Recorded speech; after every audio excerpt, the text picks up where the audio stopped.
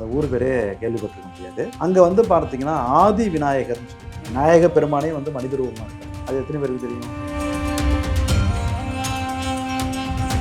இந்த அமாவாசையில் திதி கொடுக்க முடியாதவங்க எல்லாருமே ராமேஸ்வரம் காசின்னு சொல்றோம். அதுக்கு நிகரான ஒரு சேத்திரம் தான் வந்து பார்த்தீங்கன்னா அங்கே போனால் பித்ரு சாபங்கள் நீங்கக்கூடிய இடங்க. இன்னைக்கு பல குடும்பம் வந்து பித்திருகளுடைய சாபத்தினால தான் கஷ்டப்படுது. முன்னோர்களுடைய சாபத்தினால தான் அந்த குடும்பம் வந்து ஒரு விருத்தி வராத இருக்குது. ஈஸ்வரன் துர்க்கை எந்த அளவுக்கு பவரோ அந்த அளவுக்கு அங்கே இருக்கக்கூடிய பைரவர் அங்கே இருக்கிறது மாரி வேற எங்கேயுமே பார்க்க முடியாதுங்க. 5 அடி உயரம், அவ்வளோ ஒரு சில கோயில் வந்து அந்த ஒரு வைப்ரேஷனே இருக்காது. நல்ல பழமையான கோயிலாக கூட இருக்கலாம். இல்லை சில இடங்கள் வந்து அந்த அது என்னன்னு தெரியல எனக்கு. அது அவங்களுடைய பக்தி, அவங்க பூஜை புனஸ்காரங்கள் ஏதாவது தவறுகள் நடக்குதா, அது என்னன்னு தெரியல. சில இடம் வந்து பார்த்தீங்கன்னா எனக்கு ஒன்றும் பெருசாக தோணாது. சில கோயிலுக்குள்ளே உள்ள நுழையும் போது நம்மளுக்கு வந்து பார்த்தீங்கன்னா உடம்புலாம் வந்து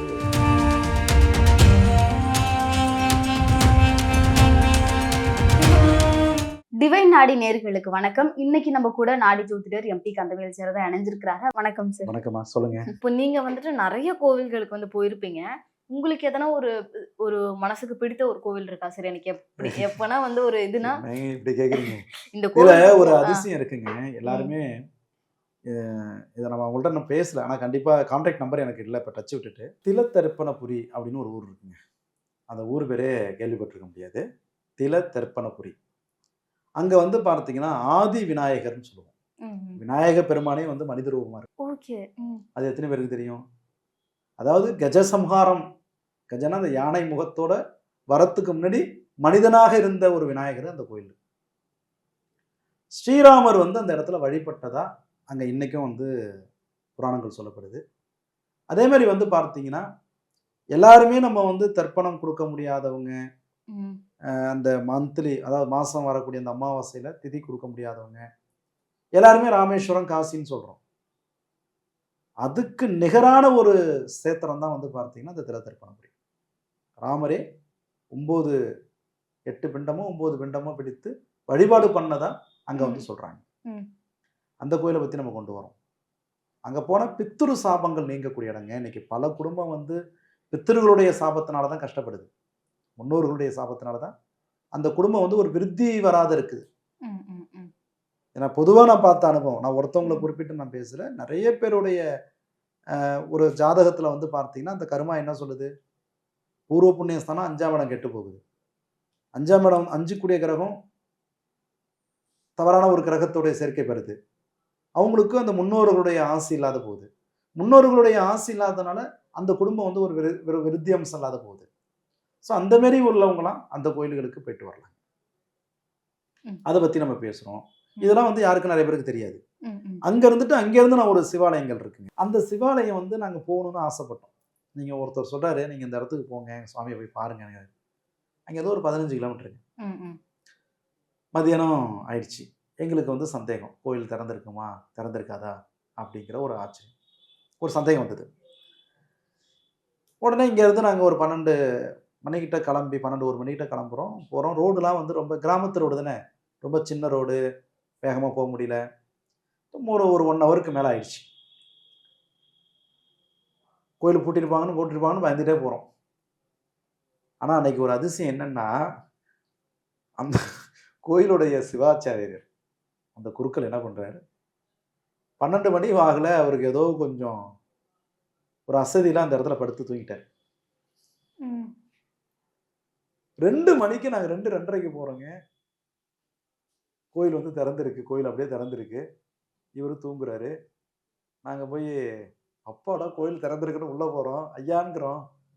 அவர் திடீர்னு எழுந்திரிச்சு, அச்சோ சாமி நட சாத்திலையே, நான் தூங்கிட்டேனே அப்படின்ட்டு உடனே அவர் அடுத்த கட்டத்துக்கு தயாராகிறாரு.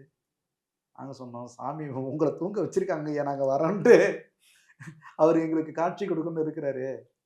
அதை அவர் விரும்பி இருக்கிறாரு. அதனால தான் நாங்கள் இவ்வளோ சீக்கிரம் முடியாந்தோம். ஆனால் பயந்துக்கிட்டு தான் வந்தோம்.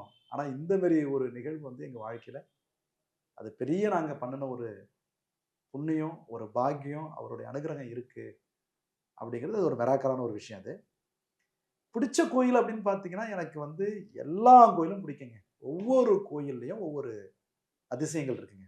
நான் நெறைய வீடியோல சொல்லியிருப்பேன். பட்டீஸ்வரம் துர்க்கை எங்க அம்மா அங்க இருக்காங்க. கூடயே வச்சிருக்கேன். அந்த கோயில பத்தி பேசுறதுக்கு நெறைய இருக்கு. பட்டீஸ்வரம் துர்க்கை எந்த அளவுக்கு பவரோ, அந்த அளவுக்கு அங்க இருக்கக்கூடிய பைரவர். ம். பைரவர் அங்க இருக்கிறது மாரி வேற எங்கேயுமே பார்க்க முடியாதுங்க. 5 அடி உயரம். அவ்ளோ ஒரு அழகா இருப்பாரு. அவ்ளோ லட்சணமான முகம். அதே கோயில் வந்து சண்முகர். ஆறுமுகம். மயில் மேல வந்து அழகா அமர்ந்திருப்பார்.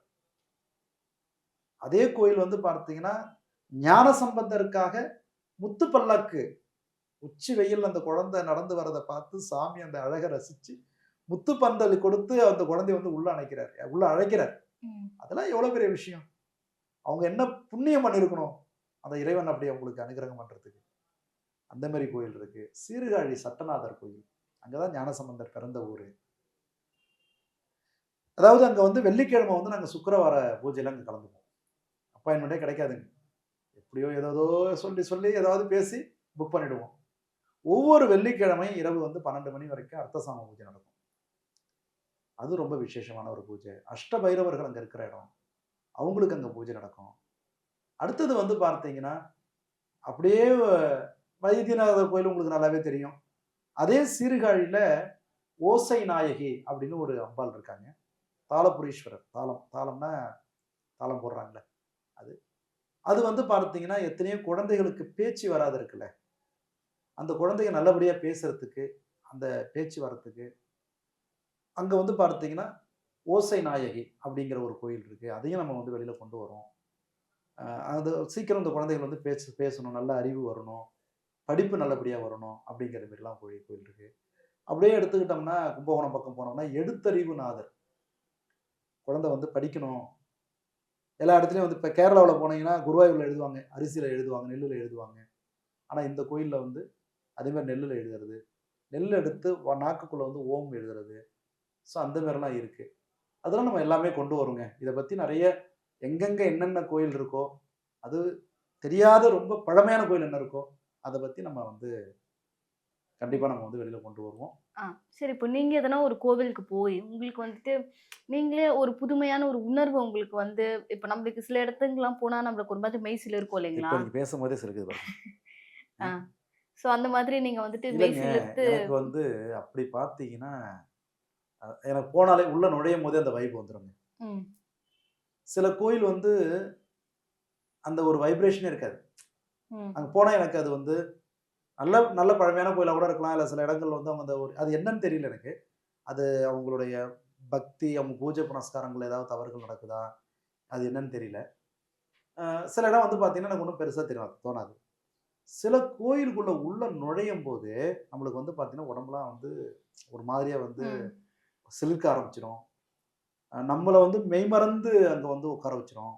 ஆமா சார். அதுக்கெல்லாம் காரணம் வந்து என்ன சார்? சில கோவிலுக்கு போகும்பொழுது நமக்கு வந்து அந்த எனக்கு அந்த வந்து வைபே ஒரு ம். ஓப்பனா சொல்லப்போனா, என் குருநாதர் எங்கெல்லாம் இருக்கிறாரோ, அந்த கோயில்ல வந்து எனக்கு ரொம்ப கனெக்ட் ஆயிடும். ம். ம். நம்ம வேதபுரீஸ்வரர் கோயிலுக்கு போனாலே எனக்கு வந்து அவ்வளோ ஒரு அந்த ஒரு வைப் இருக்கும். எங்க திருவேற்காடு. ம். அது வந்து பார்த்தீங்கன்னா, நான் அவங்கள வந்து முழுமையா நான் வந்து அந்த இடத்துல அர்ப்பணிச்சு நான் வந்து ஏத்துக்கிட்டு உள்ள நுழையிறேன். போன உடனே எனக்கு அவங்க பிளெஸ்ஸிங்ஸ் கிடைச்சிரும். அது இன்னும் சொல்லப்போனா, எந்த கோயில்ல எவ்வளோ கூட்டங்கள் இருந்தாலும், எப்படியோ யாராவது ஒருத்தவங்க மூலமா எனக்கு வந்து சாமி வந்து உள்ள கூப்பிட்டுருவாரு. அதெல்லாம் வந்து நான் என் வாழ்க்கையில இன்னைக்கும் நெறைய பேர் கோயில் தரிசனம்னா என்ன தான் கூப்பிடுவாங்க. அந்த மாரிலாம் இருக்குங்க. ம். அதனால நம்ம வந்து இந்த இடத்துல வந்து இது பெருசு, அது பெருசுன்னு நான் சொல்லவே மாட்டேன். எல்லாருமே பெரியவங்க. அவங்களுக்கு கீழ தான் நம்ம இருக்கிறோம். ஆனா, அவங்க கூட எனக்கு நெறைய கனெக்ஷன் இருக்குங்க. ம். அதான் சார் நான் அந்த ரீசன் கேட்டிருந்தேன் இல்லைங்களா? நமக்கு எதனால வந்து அந்த அந்த உணர்வு வருது ஒரு கோவிலுக்கு போகும்பொழுது, ஒரு புதுமையா நம்பளே நம்மள புதுசா பார்க்குற ஒரு பெர்ஸ்பெக்டிவா இருக்கட்டும், ஒரு புதுசா ஒரு விஷயம் தெரிஞ்சுக்கும் பொழுது நம்ம உணர்வு நான் ஒண்ணு ம். சொல்லட்டுமா மேடம்? முதல்ல வந்து நம்ம மனசு வந்து அங்க வந்து ஐக்கியமாகுங்க. ம். நான் என்னுடைய அனுபவத்த சொல்றேன். ம். நான் இப்ப வந்து சுவாமி மேல போறேன்னு வச்சுக்கங்களேன், நான் அவர அவ்ளோ லவ் பண்றேன். ஏங்க முருகர்லாம் வந்து இன்னைக்கு வந்து முருகர்ங்கிறது யார பார்த்தாலும் இன்னைக்கு முருகருடைய டிவோட்டி ஆயிட்டாங்க. ம். சுவாமிநாதன் அதாவது சுவாமிமலையில இருக்கக்கூடிய சுவாமிநாத சுவாமி. அப்பா! அவர் வந்து பார்த்தீங்கன்னா, அங்க வந்து அவர் வந்து ஹிருதய சக்கரம். அவர் முன்னாடி போய் உட்கார்ந்து பாருங்க. எனக்கு அன்னைக்கு நான் போறப்ப அன்னைக்கு ஏதாவது ஒரு சகஸ்ரநாம அர்ச்சனை நடக்கும். இல்லன்னா வந்து திருசதி அர்ச்சனை நடக்கும். இதெல்லாம் என்ன பண்ணுவோம், நான் உள்ள போன உடனே அந்த பூஜை நடக்கும்போது, நான் அங்க வந்து 1 மணி நேரம் உட்காருவேன், இல்ல 1/2 மணி நேரம் உட்கார்ற மாரி கடவுள கனெக்ட் பண்ணிட்டு வருவேங்க. ம். அவ்வளோ ஈஸி கிடையாது.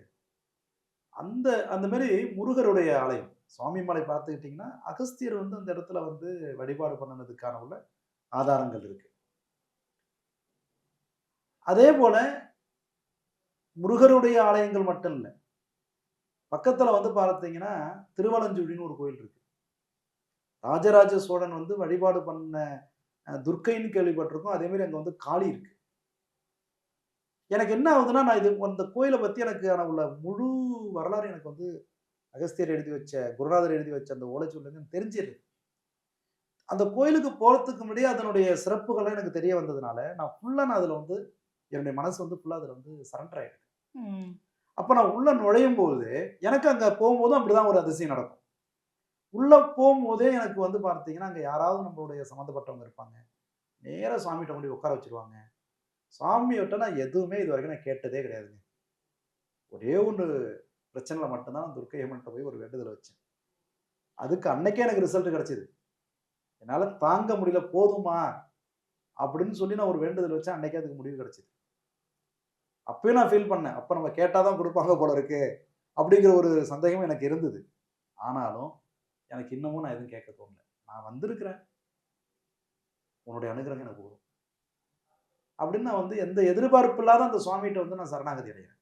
ம். ம். அதனாலயோ அது எனக்கு தெரியல அது. ஒருவேளை வந்து நான் செஞ்ச புண்ணியமோ, இல்ல என்னுடைய தந்தையாருடைய ஆசீர்வாதமோ, அவங்க கூட எனக்கு இந்த வழியில வந்து ஏன்னா நான் வாழ்க்கையில வந்து நான் தந்தையே நான் பார்க்கல. அப்போ ஒரு கால வயசு வரைக்கும் இப்பவும் சரிதான். அப்பான்னா சிவபெருமான தான் காட்டுவோம் ஒரு ஒரு வயசுலலாம். அந்த ஒரு ஃபீல் வந்து எனக்கு இன்னைக்கும் இருக்கு. ம். ம். ஸோ நம்மள படைத்த கடவுள் இல்லையா அவரு? படைச்சுட்டாரே! அப்படிங்கிறது மாரி சில நேரம் உரிமையோட சண்டை போட்டதும் உண்டு. ம். என்ன இப்படி படைச்ச? அப்படிங்கிற மாரி. இன்னைக்கு அதுக்கான விடையெல்லாம் குடுத்துக்கிட்டு இருக்கிறேன். கண்டிப்பா உன்னுடைய சார். பிறவி நோக்கம் வேற. ம். உன் பிறவில நீ நெறைய செய்யறதுக்கான கடமைகள் இருக்கு.